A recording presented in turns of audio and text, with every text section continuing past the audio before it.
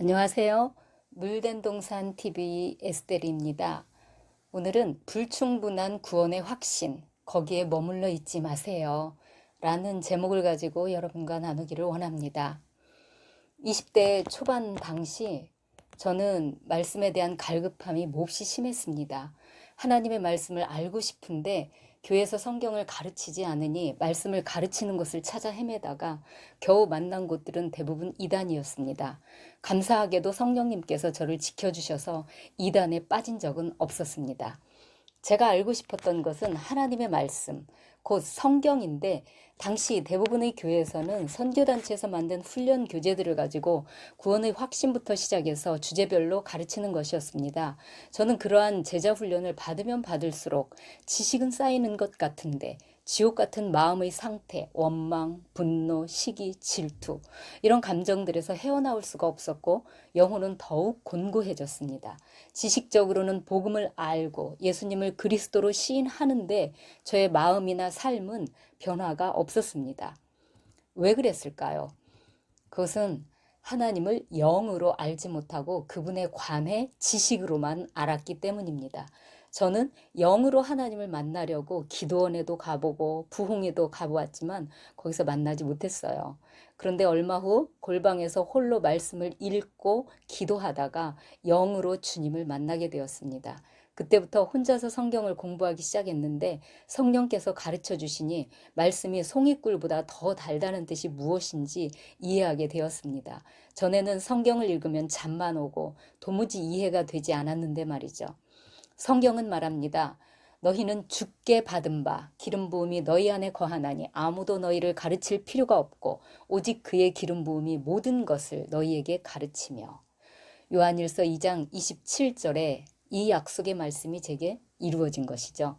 사도 요한은 사람이 물과 성령으로 거듭나지 않으면 하나님의 나라를 볼 수 없다고 말합니다. 여기서 물은 침례나 회개를 의미할 수도 있겠지만 저는 말씀으로 이해합니다. 그렇다면 왜 요한은 여기서 곧장 말씀 또는 진리라고 표현하지 않고 물이라고 했을까요? 그것은 아마도 기록된 말씀과는 뭔가 좀 다른 의미가 있기 때문입니다. 말하자면 기록된 말씀이 내게 생명으로 부딪혀 오는 것, 전에는 지식으로만 이해되었던 것이 어느 날 생명으로 다가와 내 영혼을 뒤흔드는 말씀이 있습니다. 그것을 레마라고 하지요. 이 부분은 물된 동산 사역 소개라는 챕터에서 좀 더 자세히 설명되어 있습니다. 얼마 전 나누었던 정말로 사랑하세요? 라는 챕터에서 그 남편이 사랑에 대해 깨닫게 된 경우가 바로 여기에 해당합니다. 그가 고린도전서 13장 사랑장을 왜 몰랐겠어요? 그런데 상담하던 그 순간에 비로소 사랑이 무엇인지를 알게 된 것과 마찬가지입니다. 정리하자면 구원은 예수가 그리스도시요 하나님의 아들이라는 성경의 말씀이 레마로 생명의 말씀으로 내 속에서 경험되어질 때 예수님이 그리스도라는 참 믿음을 갖게 된다는 것입니다. 그리고 성령님께서 그 믿음을 확증해 주심으로 우리는 거듭나는 것이죠. 이때 사실은 성령께서 내 속에서 말씀이 생명으로 작용하도록 도우신 것이죠. 하나님은 영이기 때문에 영이신 하나님과 우리가 교통하려면 죄로 말미암아 죽었던 우리의 영이 이렇게 물과 성령으로 다시 태어나야 하는 것입니다. 또 하나님의 나라는 영의 나라이므로 우리가 거듭나지 않으면 볼 수가 없습니다. 하나님의 나라를 보지 못하니 자아를 부인할 수도 없고 명예나 재물 등 세상의 것들을 내려놓을 수가 없는 것이죠. 만일 내 오른편에 거룩하고 영광스러운 하나님의 왕국이 있고 왼편에는 이 세상의 하잘것없는 명예와 부귀가 놓여 있다면 여러분은 어느 것을 선택하겠습니까? 바로 그와 같은 이치입니다. 대부분의 교회에서는 예수를 그리스도로 영접하기만 하면 구원을 얻는다고 가르치죠. 그러면서 구원의 확신을 가지라고 합니다. 과거에 저도 그렇게 배웠기 때문에 예수님을 한번 영접하고 뭔가 부족한 것 같아서 또 영접하고 또 영접했지만 구원의 확신을 가질 수가 없었습니다. 때로는 예수님을 영접하는 순간 성령이 오시는 경우도 물론 있습니다만 저의 경험처럼 그렇지 않은 경우도 많습니다. 그렇기 때문에 주님께서는 성령을 구하라고 하셨던 것입니다. 누가복음 11장 13절에서 이렇게 말씀합니다. 너희가 악할지라도 좋은 것을 자식에게 줄 알거든 하물며 너희 하늘 아버지께서 구하는 자에게 성령을 주시지 않겠느냐? 성령을 받는 방법은 하나님께 구하는 것입니다. 주실 때까지 찾고 두드리라는 말씀이죠. 저는 정말 목숨 걸고 성령님을 사모하다가 홀로 기도하던 중에 성령을 받았습니다. 방언도 예언도 몰랐지만 제 속에서 말씀하시는 그분의 음성을 들었고 그 후 제 마음은 세상이 줄 수 없는 놀라운 평안을 얻었습니다. 성경에서도 그 예를 한번 찾아보겠습니다. 신약 시대에 지식으로만 예수를 알고 열심히 복음을 전했던 사람이 있었습니다. 그는 아볼로입니다. 사도행전 18에서 19장 말씀이죠. 아볼로는 애굽의 도시 알렉산드리아 출신의 유대인입니다. 알렉산드리아는 알렉산더 대왕이 애굽을 점령한 후 그곳에 건설한 헬라식 도시입니다. 고대 헬레니즘 시대의 학문과 지성의 도시로 유명했죠.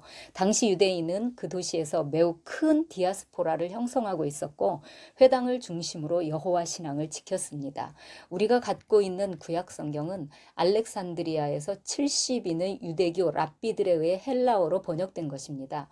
그래서 이 번역본을 70인역이라고 합니다. 성경의 원본들은 히브리어로 기록되었고 각 책이 따로따로 두루마리 형태로 있었던 것을 당시 사용하는 언어로 번역한 것이죠. 아볼로는 그러한 도시의 출신답게 언변이 좋고 성경에 능통한 사람이었습니다.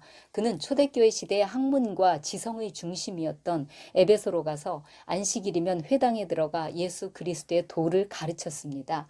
그는 예수님을 구약 성경과 연결하여 예수가 오리라 예언된 그리스도임을 아주 논리적이고 학문적으로 증거함으로써 유대인들을 굴복시켰습니다.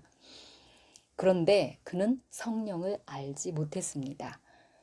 물과 성령으로 거듭나야 하는데 아볼로는 말씀은 잘 알았지만 성령을 몰라서 거듭나지 못했던 것입니다. 브리스길라와 아굴라가 그것을 보고 아볼로를 데려다 진리를 자세히 가르쳐 줍니다. 사도행전 19장에서 바울이 에베소에서 만났던 어떤 제자들도 요한의 침례, 회개의 물침례만 알았지 성령은 알지 못했습니다. 그래서 바울이 복음을 설명하고 안수하자 그들에게 성령이 임했습니다. 성령이 오시면 영적인 것에 눈이 뜨입니다. 물론 방언이나 예언 등의 드러나는 표적도 있지만 말입니다. 침례 요한은 예수님에 대해 증언하기를 나는 너희에게 물로 침례를 베풀었거니와 그는 너희에게 성령으로 침례를 베푸시리라 고 말했습니다. 이 말씀은 모든 사복음서에 다 기록되어 있습니다. 그만큼 중요하다는 뜻이겠지요. 오늘날에도 교회는 예수가 그리스도라고 매우 잘 증거합니다. 이것은 중요합니다. 그러나 예수를 그리스도로 알되 지식으로만 아는 것, 그것만으로 충분하지 않습니다. 반드시 물과 성령으로 거듭나야 합니다. 요한은 성령님을 바람에 비유합니다. 바람이 임으로 불매 내가 그 소리는 들어도 어디서 와서 어디로 가는지 알지 못하나니 성령으로 난 사람도 다 그러하니라. 요한복음 3장 8절이죠. 바람은 보이지 않습니다. 그럼에도 불구하고 우리는 바람이 있다는 것을 경험으로 다 알아요. 성령도 보이지는 않지만 분명히 인격으로 존재합니다. 성령을 경험하는 사람들은 그분을 인격으로 알죠. 성령님은 바람처럼 그분이 원하실 때, 그분이 원하시는 곳에서 그리고 원하시는 방법으로 즉 임으로 역사하십니다.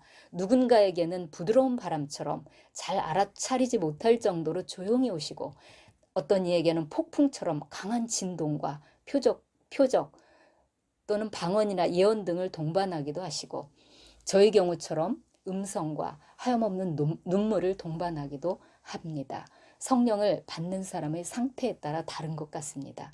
그런데 이러한 성령의 나타남을 경험해 보지 않은 분들은 이것을 인정하지 않거나 중요하다고 생각하지 않는 경우가 많은 것 같습니다. 특히 신학자나 목회자들의 경우에 더 그러하죠.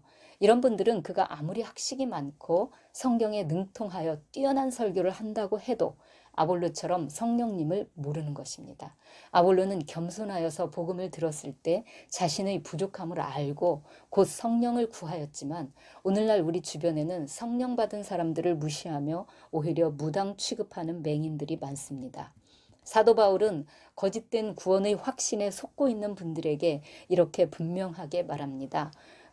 로마서 8장 9절입니다. 만일 너희 속에 하나님의 영이 거하시면 너희가 육신에 있지 아니하고 영에 있나니 누구든지 그리스도의 영이 없으면 그리스도의 사람이 아니라.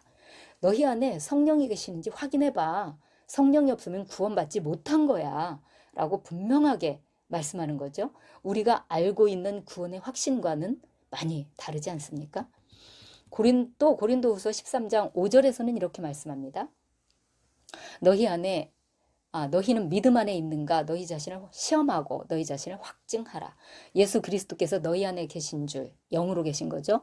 그것을 너희가 스스로 알지 못하느냐? 그렇지 않으면 너희는 버림받은 자니라. 참으로 무서운 말씀입니다.